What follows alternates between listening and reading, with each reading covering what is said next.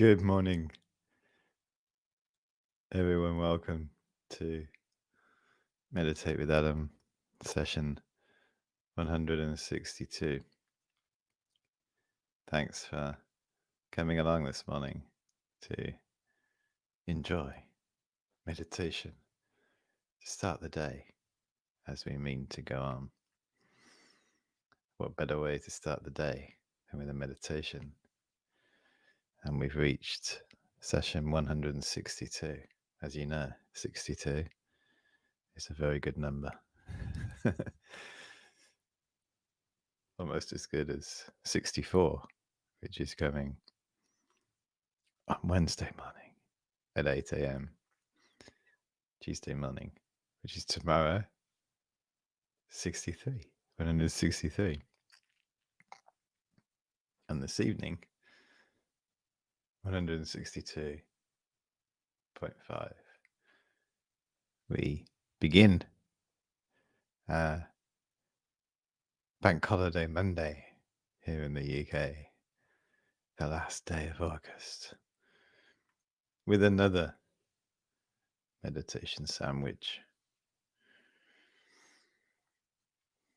Starting the day with the meditation, having a joyful day, and then concluding the day with a meditation.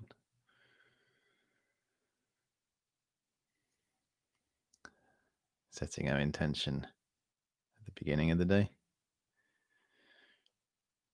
taking that through the day, and concluding the day by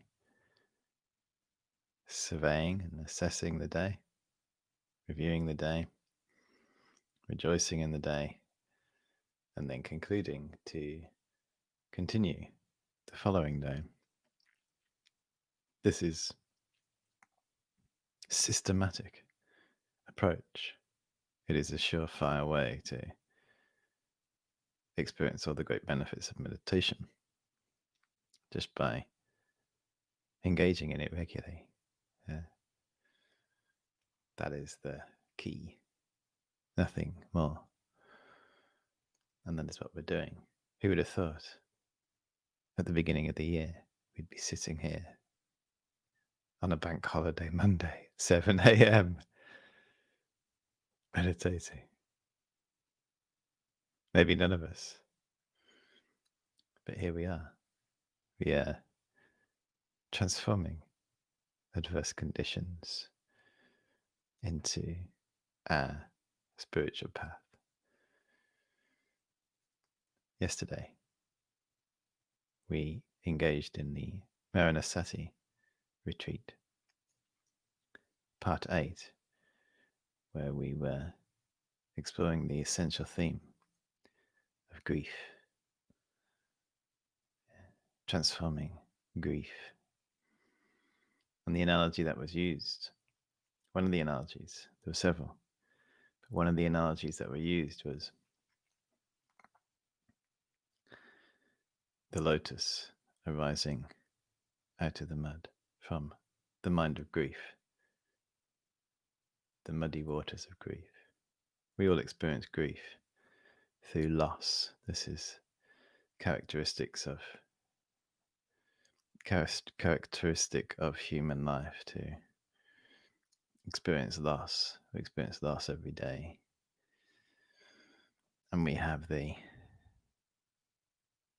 memories and the traces of loss in the past, having lost relatives, friends, being separated from places that we love, leaving behind sometimes everything and moving to a new area.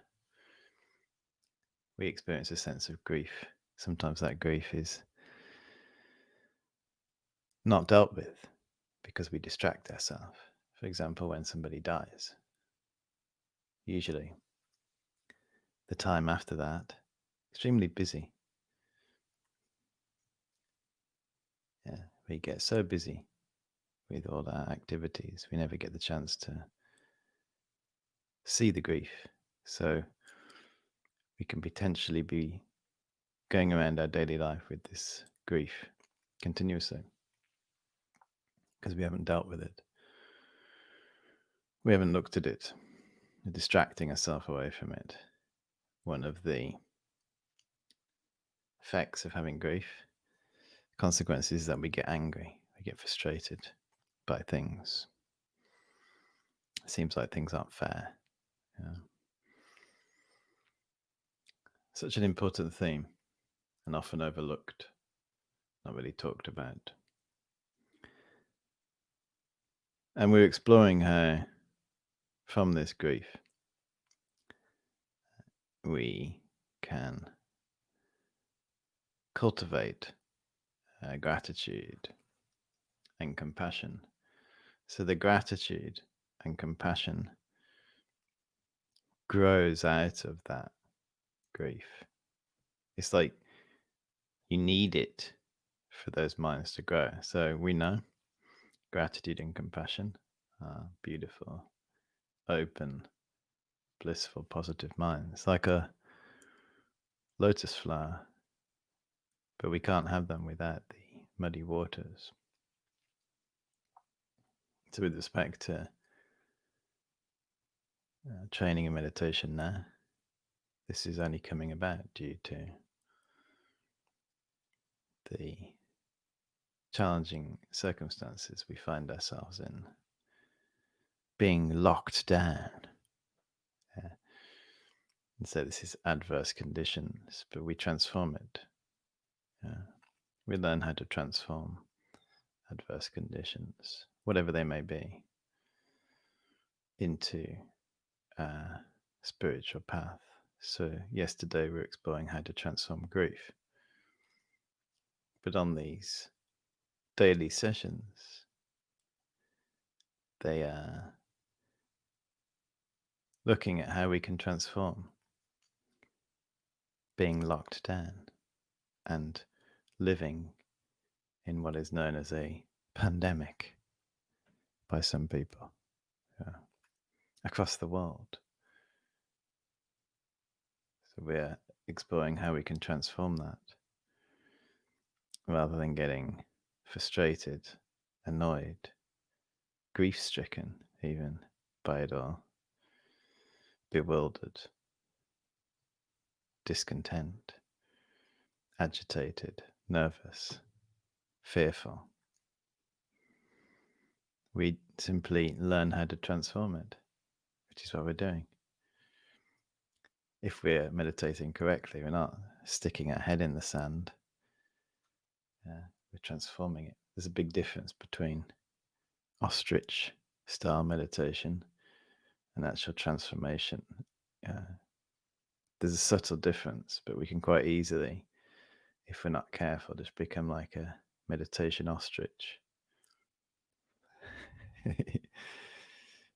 Just stick our head in the sand and pretend nothing bad is happening. But the skillful meditator will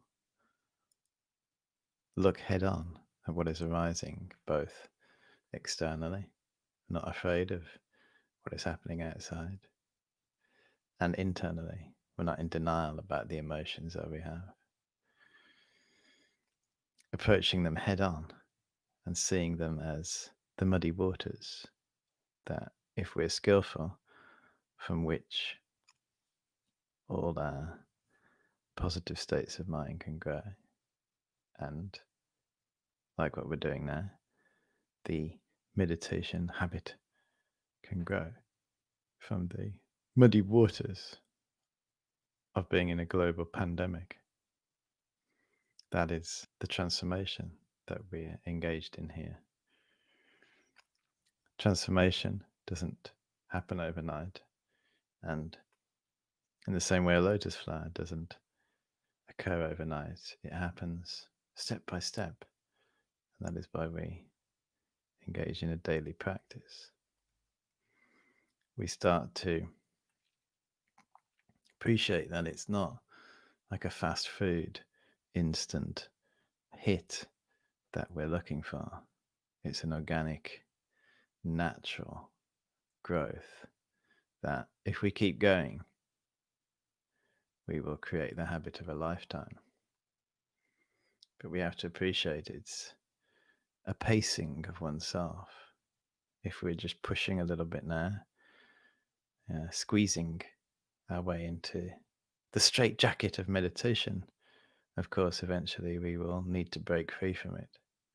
So we need to somehow pace ourselves. So we think, this is something I'm going to be doing continuously.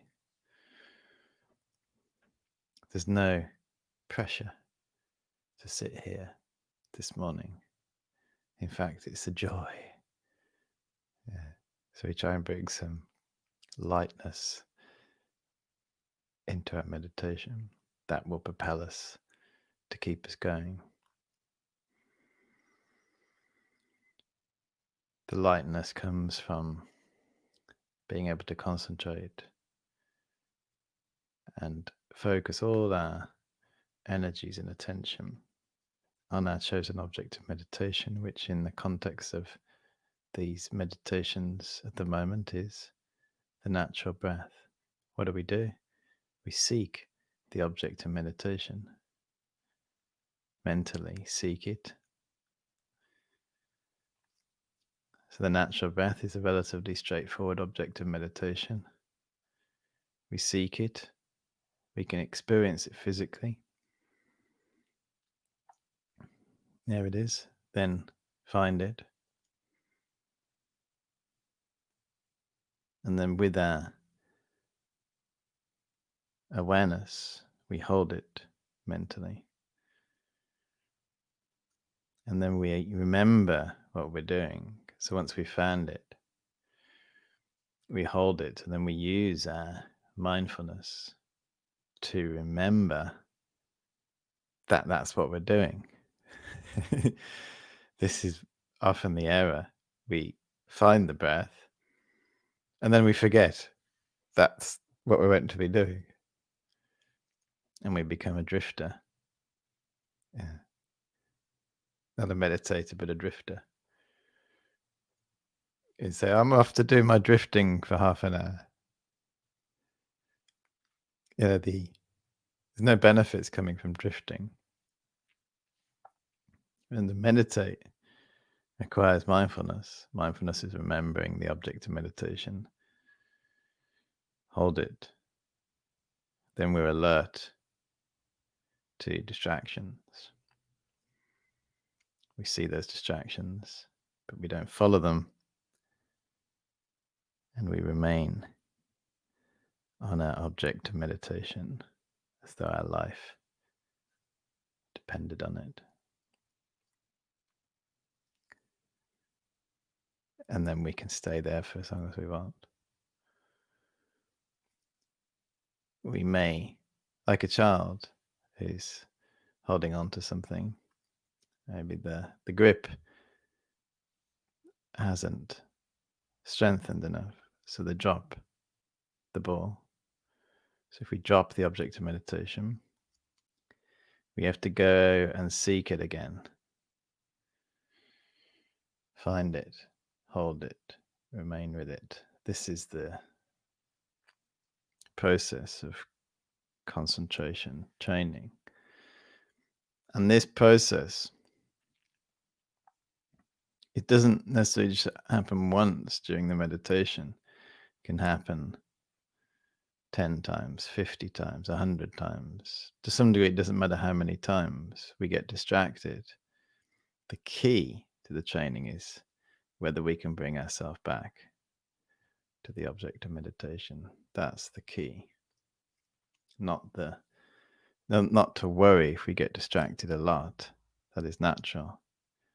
But the key is, once we get distracted, do we bring our attention back, or do we just drift? And that'll be the difference between a drifter and a meditator. And when you're at the beginning of your training, that's the habit you need to stop. Otherwise, you can be meditating for years and years and just be drifting. And then no real good results will come. So let's begin our meditation, sitting comfortably, back straight, shoulders relaxed.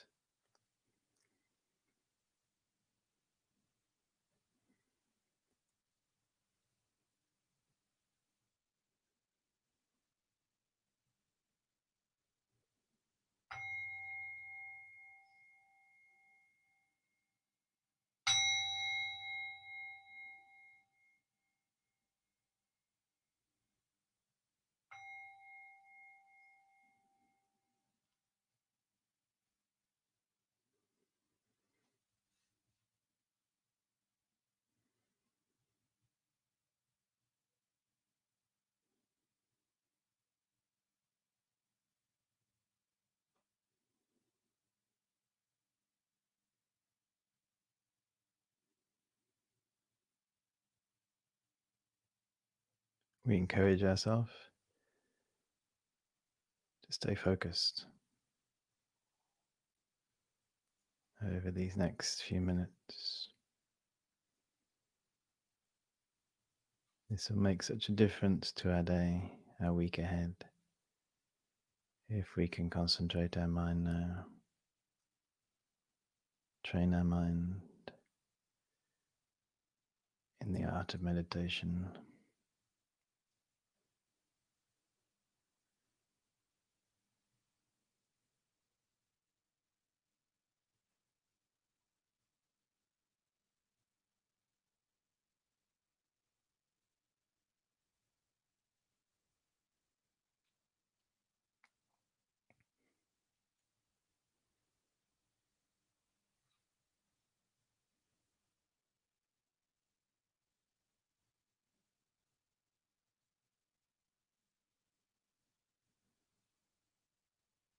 Try to seek out an object of meditation, the natural breathing.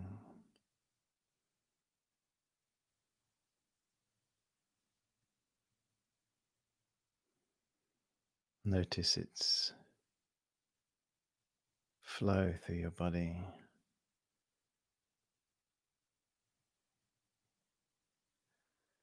and notice the effect your breath has on your body.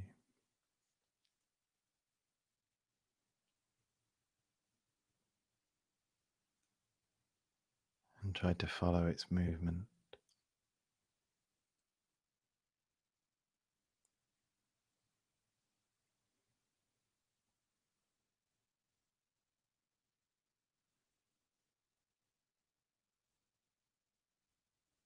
Seek out the breath, find it,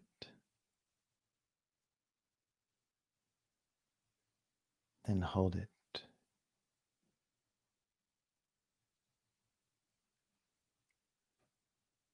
And this is where the training of the mind takes place. We remain on it, and we exercise our memory and mindfulness to remember what we're doing.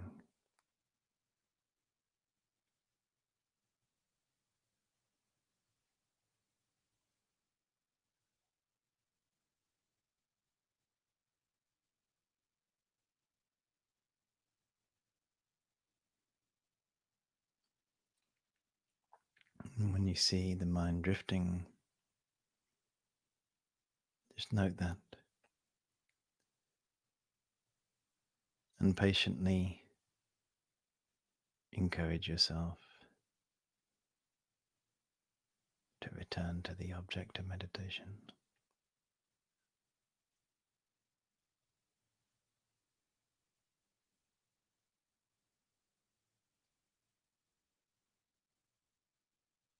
You could be thinking about millions of different things now, but you're just thinking of one thing. Everything else has dissolved away.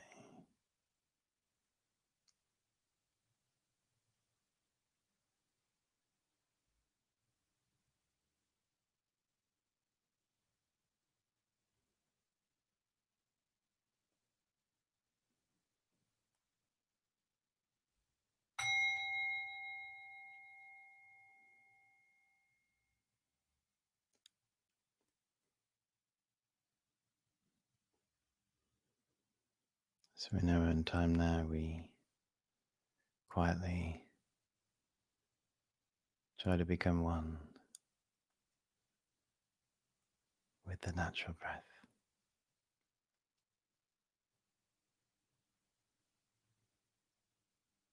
entering and leaving our body.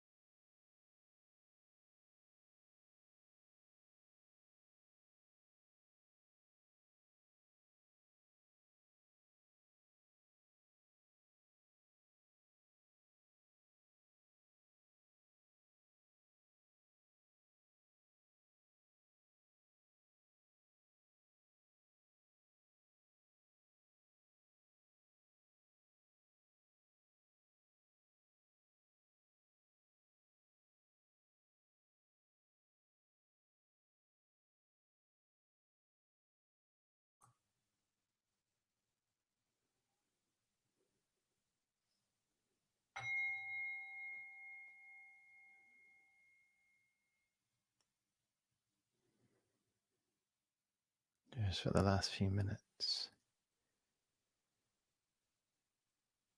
try to connect fully, completely with your natural breathing,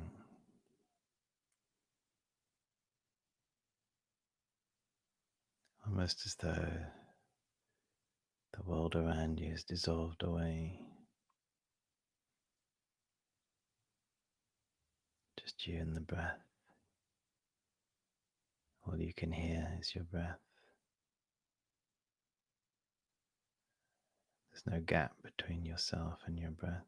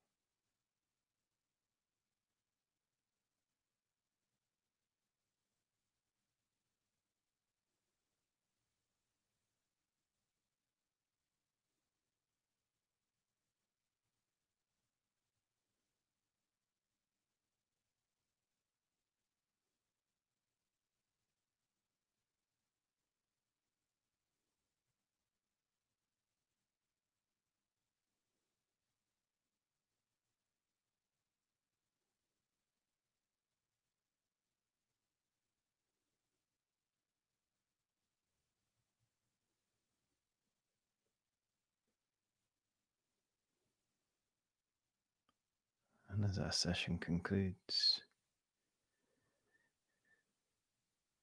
we make the intention to remember our breathing through today.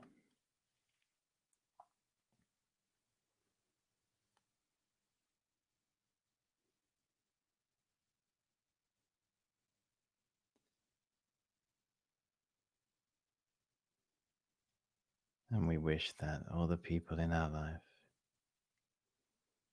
all the people surrounding us, in our community, can benefit also from this group meditation this morning.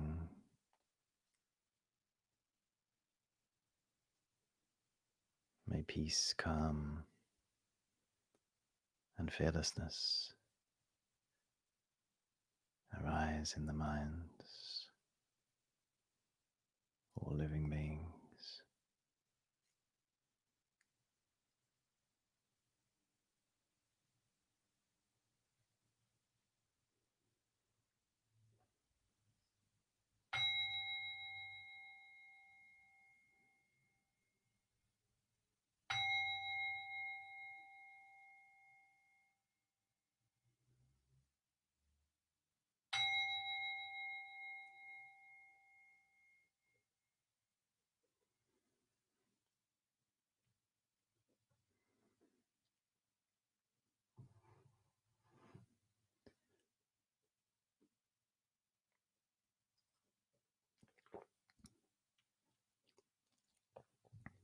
We talk about breathing meditation and remembering the natural breath when we're out and about. One of the classic examples is in the car, and here in the UK on a bank holiday, often people like to get in their car and go somewhere, and then they forget that lots of other people decided to do that as well. And the next thing you know, find yourself in a traffic jam. Yeah. And then tomorrow, where they're calling it Carmageddon, the school's going back, some, and these workers being encouraged back into the office. We maybe know that this can be really helpful when we're driving along. Driving can be frustrating, annoying, tiring, distracting. So we maybe know that we could, if we wanted to, spend time when we're in the traffic jam breathing. That's one way we can bring the natural breath to play. But another way is even in conversation. If somebody is talking and we're listening, we can be focusing on our breathing partly. Or maybe even in a heated conversation, where maybe previously we would be immediately looking for ways to react and respond. We may see that reaction and response coming, but we could try taking a few breaths and then seeing what happens. And that can completely redirect the course of that conversation.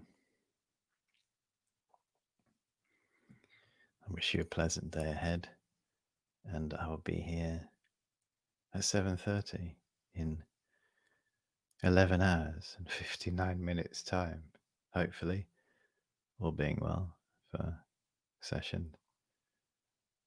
The second session of the day, the sandwich, is completed. Feel free to join me if you wish, and bye for now.